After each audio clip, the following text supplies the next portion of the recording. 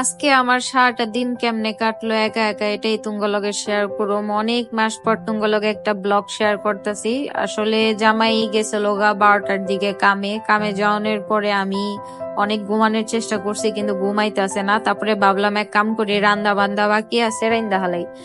তো সুন্দর করে যা দেখলাম অনেকটি থালা বাসন জমা রয়েছে, এটি সুন্দর করে ধুয়ে হালাইলাম। আসলে থালা বাসন জমায় রাখি না, কিন্তু ইদানিং আমার এত পরিমাণ হাত কেটটা যায় যা কর বাইরে। তো যাই হোক, চাইল ধুইয়া ভাত বহাই দিলাম, ভাত বহানোর পর ডাইল ধুইয়া ডাইলও বহাই দিলাম। চাইল ডাইলটা আগে সবসময় বহাই দিই, কারণ এই দুইটা জলদি জলদি হয়ে যায়, তো এর লেগা।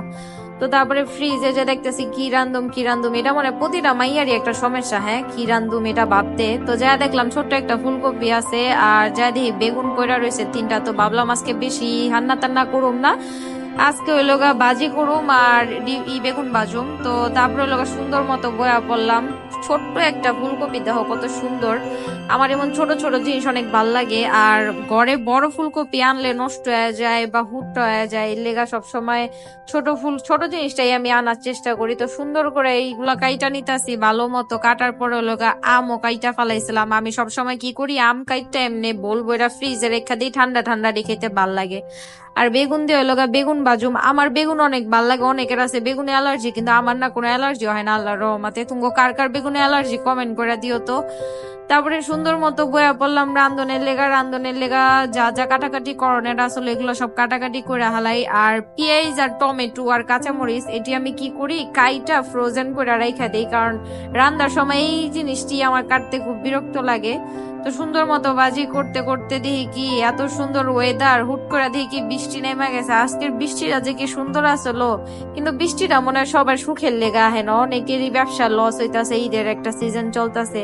তো বেগুন ভাইজা লাইছি আর 3টা ফ্রিজে রেখে দিলাম, এটি আবার টাটকা রাইতের বেলা ভাইজা খামু। তো ভাবলাম বাজি হইতাছে, বাজি ওখানে লগে লগে ঘরটাও গুছায় হালাই। আমি এটাই করি সবসময়, রান্দা বহায় ঘর দুয়ারও গুছায় হালাই, এতে করে আমারও জলদি হয়ে জায়গা।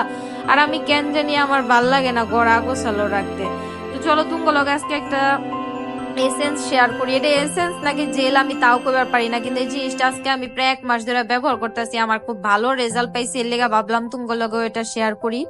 এটা লগে হাইলোরনিক অ্যাসিড দিয়া তৈরি। হাইলোরনিক অ্যাসিড কিন্তু আমার স্কিনের লেগে অনেক ভালো, এটা স্কিনের হেলদি এবং গ্লোয়িং করে, মোটা করে, চামড়া ড্যামেজ ও সেন্সিটিভ স্কিনও কিন্তু রিপেয়ার করে। আমার স্কিন কিন্তু 12 মাসই ড্যামেজ থাকে, কিন্তু তোমরা যদি এখন দেখো যে আমার স্কিন কত পরিমাণ গ্লো করতেছে, আর স্কিন কিন্তু আগের থেকে অনেক ঠিক হয়ে গেছে। কিছুদিন আগে যারা তোমরা আমার স্কিন দেখছিলা অনেক বাজে অবস্থা হয়ে গেছিল, কিন্তু এখন আলহামদুলিল্লাহ অনেক ঠিক হয়ে গেছে। তো তোমরা এটা যদি নিবার চাও তাহলে ইস্যু কালেকশন পেজে তোমরা নক করে দিবা, ওই হনে এটা পাওয়া যাইবা। দেখো স্কিন কত সুন্দর গ্লো করতেছে, কোনো প্রকার ফিল্টার ছাড়া। আর এই যে আজকে এগুলাই রান্না করছি, ডাইল, বেগুন ভাজি, ভাত, তারপরে হলো তোমার ফুলকপি ভাজি, আর ওই আগের মুরগি আসলো, ওই মুরগি একটু গরম করে এই তো খাওয়া দাওয়া করে শেষ করলাম।